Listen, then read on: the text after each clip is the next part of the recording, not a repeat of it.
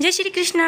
अब राजा मैथिल पूछने लगते हैं कि हे महाराज, बैसाख मास के जो धर्म वर्णन आपने किए हैं वो तो बड़े ही सुलभ हैं और उनसे विष्णु भगवान प्रसन्न होकर तुरंत ही धर्म अर्थ काम मोक्ष प्रदान कर देने वाले होते हैं।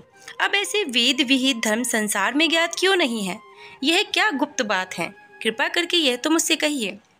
अब ये सब सुनकर के श्रुतदेव कहते हैं कि हे राजन, बैसाख मास के कर्तव्य धर्म प्रख्यात क्यों नहीं है और अन्य धर्मों की संसार में ख्याति क्यों है? संसार में पुत्र पौत्र धन संपत्ति सांसारिक भोगों के चाहने वाले मनुष्य तो बहुत हैं, इसलिए राजस तामस धर्म संसार में प्रख्यात हुआ। और जो इच्छा रहित सात्विक धर्म सुख प्राप्ति कर विष्णु भगवान को प्रसन्न करने वाले होते हैं वह पृथ्वी पर छिपाने योग्य होते हैं। इसका कारण मैं तुम्हें बतला देता हूँ, तुम इसे ध्यानपूर्वक सुनना। इक्ष्वाकु के कुल का भूषण काशीपुरी में नृप का पुत्र सार्वभौम राजा बड़ा ही यशस्वी और कीर्तिमान नाम का राजा हुआ। वह जितेंद्रिय, क्रोध को जीतने वाला, ब्रह्मण्य और राजाओं में उत्तम था। अब वह एक दिन आखेट करता हुआ जा रहा था और मार्ग में मुनि वशिष्ठ के शिष्यों को देखा, जो कि कहीं प्याऊ लगा रहे थे, कहीं मंडप बनवा रहे थे, कहीं वापी निर्मल करवा रहे थे और कहीं बैठे हुए मनुष्य के पंखों से पवन कर रहे थे, कहीं सुगंधित फूलों को दे रहे थे, दोपहर का समय छतरी प्रदान कर रहे थे, कहीं तांबूल दे रहे थे और कहीं नेत्रों में कपूर लगा रहे थे। अब यह देख राजा ने पूछा कि तुम कौन हो और तुम क्या कर रहे हो? वे बोले, हम वैशाख के कर्तव्य धर्मों को गुरु वशिष्ठ की आज्ञा से पालन कर रहे हैं, जिसके करने से धर्म अर्थ काम और मोक्ष मिलता है और विशेष फल तुम गुरु जी से जाकर पूछ लेना। अब यह सब सुनकर के राजा को बड़ी इच्छा हुई और वो तत्काल के गुरु के पास चल दिए और वशिष्ठ जी के आश्रम में जा पहुंचे। अब राजा वशिष्ठ जी को प्रणाम करके और वहां बैठकर उनसे बोले, हे मुनीश्वर, मैंने मार्ग में आपके शिष्यों को बड़ा ही शुभ काम करते हुए देखा है और मैंने उनसे पूछा कि यह क्या और क्यों कर रहे हो, किस फल के निमित्त कर रहे हो।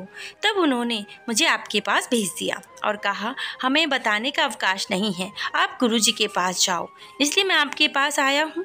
आप इन धर्मों को सुनना चाहता हूँ। वशिष्ठ जी बहुत प्रसन्न हुए और कहने लगे, राजन, बैसाख मास में प्रातःकाल स्नान करके विष्णु भगवान का विधि पूर्वक प्रेम से पूजन करके दान करो और ब्राह्मणों की सेवा करो। अब ऐसा करने से जगन्नाथ भगवान प्रसन्न होते हैं और इसीलिए तुम अपने राज्य में भी जाकर जहाँ कोई वैशाख धर्म को ना करे उसे दंड दो। इस प्रकार वशिष्ठ जी ने बैसाख तो का धर्म सुनाकर भक्ति पूर्वक उसकी पूजा करके अपने घर को चल दिया और सभी धर्म करके देव निरंजन केशव भगवान में बड़ी प्रीति करने लगा। हाथी पर ढोल रखवाकर अपने राज्य में मुनादी करवा दी गई कि 8 वर्ष से लेकर 80 वर्ष तक के वृद्ध पिता पुत्र भार्या इष्ट कोई भी हो, मेष की संक्रांति में सूर्योदय से पहले स्नान नहीं करेगा और वैशाख तुक्त धर्मों का पालन नहीं करेगा, उसको चोर के दंड समान दिया जाएगा और उसे देश से निकाला दिया जाएगा। अब गांव-गांव में धर्मोपदेशक ब्राह्मण नियुक्त कर दिए गए और धर्महीनों को दंड देने के लिए 10-10 हजार सवार नियुक्त कर दिए गए। इस प्रकार इस चक्रवर्ती राजा के राज्य शासन में यह धर्म वृक्ष सब देशों में विस्तार पूर्वक फैल गया। अब जो मनुष्य प्रमाद में भी इस राजा के नगरों में मर जाते थे, उनको निसंदेह विष्णु लोक प्राप्त होने लग गया था। यमलोक तो बिल्कुल भी प्राप्त नहीं होता था। अब जिसे चित्रकूट को लिखने के लिए कुछ काम नहीं रहा, सभी पापी लोगों से नरक खाली हो गया था। अब इस बात की तो चित्रगुप्त को चिंता सताने लगी और तब नारद जी धर्मराज के पास जाकर कहते हैं कि हे राजन, नरक से पहले जैसे हाहाकार शब्द सुनाई नहीं देते। अब यहाँ खोटे कर्म करने वाले माया दंड में बड़े हुए पापी मनुष्य तुम्हारे लोक में क्यों नहीं आते और चित्रगुप्त भी बड़े हाथ पे हाथ धरे हुए बैठे हैं। नारद जी बोले, इसका क्या कारण है? अब यह सब सुनकर के धर्मराज कहते हैं कि हे नारद, आजकल पृथ्वी पर बड़ा ऋषिकेश पुराण पुरुषोत्तम का बड़ा भक्त हुआ है। वह अपने देश भर में मुनादी करा रहा है कि सब छोटे बड़े बूढ़े मेष की संक्रांति में बैसाख मास के धर्म का पालन अवश्य करें। उल्लंघन करने पर दंड के भागी होंगे। अब जिसके भय से वहाँ की प्रजा के लोग बैसाख के धर्मों का पालन कर रहे हैं और इस कारण उनका मेरे लोक में आने का मार्ग बंद हो गया है और सब ब्रह्म हत्यादि पापों से छूट करके सीधे विष्णु पद को प्राप्त हो रहे हैं। इसीलिए मैं उस महाबली से युद्ध करके उसे मार डालूंगा। यदि वह मुझसे नहीं मरेगा तो मैं ब्रह्मा के पास जाकर के उनसे स्वयं निवेदन कर स्वस्थ हो जाऊंगा। अब इस प्रकार नारद से सलाह लेकर मृत्यु रोग जरा आदि सेवकों 50 कोटि यमदूतों को ले जाकर यमराज दंड उठा भैंसा पर चढ़कर पृथ्वी पर आए और शीघ्र ही उस राजा को पुरी में घेर कर महाशगनांत करने लगे। जब राजा ने यह सुना कि यम ने पुरी को घेर लिया है तो क्रोध से वह अपनी सेना को लेकर नगर के बाहर आ गया। दोनों में घनघोर युद्ध हुआ। राजा ने यम की सारी सेना आदि को जीतकर क्षण भर में भगा दिया, जिससे क्रोध करके यमराज ने अनेकों बाण चलाए और ढाल तलवारें उठाकर राजा को मारने आया। तब राजा ने 3 बाणों से यमराज के धनुष ढाल तलवार सब काट दिए और एक तीक्ष्ण बाण यमराज के मस्तक पर लगा। तो यमराज ने क्रोध पर अपना दंड उठाया, उसको ब्रह्मास्त्र से अभिमंत्रित कर राजा को ऊपर छोड़ दिया।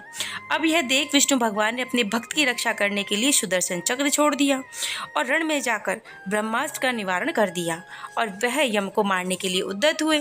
तब राजा सुदर्शन चक्र को नमस्कार कर स्तुति करने लगे कि हे प्रभु, उस यम की रक्षा कीजिए। तब सुदर्शन चक्र राजा की स्तुति पर बैकुंठ को वापस चला गया। यम बहुत उदास हुआ, ब्रह्मा जी के पास गया जहाँ लोकपाल दिक्पाल बैठकर उपासना कर रहे थे। उसने चारों ओर इतिहास पुराण शरीर धारण कर रखे थे। नदी सरोवर मूर्तिमान विराजमान थी, पीपल आदि सभी वृक्ष खड़े हुए थे। बापी कुआ तालाब पर्वत सब मूर्तिमान थे। दिन रात पक्ष मास कला काष्ठ निमेश ऋतु अयन युग संकल्प विकल्प निमेश उन्मेष यक्ष योग करण पूर्णिमा अमावस्या सुख दुख भय लाभ लाभ जय अजय सतोगुण तमोगुण रजोगुण शांत मूड अति पावर प्राकृतिक विकार कफ वात पित्त सब के सब मूर्तिवान सेवा में खड़े हुए थे। उनके बीच में यमराज सेवकों सहित लज्जावान हो मुख मलिन कटे वृक्ष की भांति जा गिरा, त्राही त्राही पुकारने लगा, जिसको देख सभी आपस में अचरज करने लगे कि यम के यहाँ आने का क्या कारण है।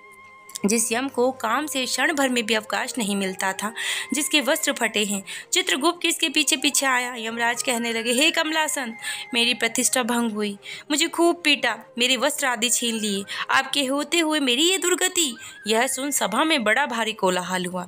तब पवन ने ब्रह्मा को सलाह दी और सबकी वाणी रोक दी और यम को वहां से उठाया और आसन पर बैठाकर पूछने लगा कि ये दुर्गति किसने की। तू कुशकेतु के पिता के समान हो, उसके सामने सब अपना वृतांत कहो, यह तुम्हारे हृदय स्थल दुख को दूर करेंगे। तब पवन के कहने पर यमराज ने कुशकेतु के पुत्र के मुख की ओर देखकर बड़े ही धीन और गदगद वाणी से सब सत्य बताने लगा। यम बोला, हे शंभु, हे ब्राह्मण, मेरी सुनो तो, मेरा लोप हो गया है। मेरे मरने से भी अपने पद का खंडन को मैं अधिक मानता हूँ। हे कमलासन, अपने स्वामी के यहाँ रहकर उसके नियुक्त किए जाने को कोई कुछ नहीं करता है, वह धुन बनता है। जो बिना कार्य खाता है, तीर्क योनि में जाकर के 300 कल्प तक नरक भोगता है, इसमें कोई संदेह नहीं है। आगे यम क्या कहते हैं वो हम कल के अध्याय में सुनेंगे। जय श्री कृष्णा, राधे राधे।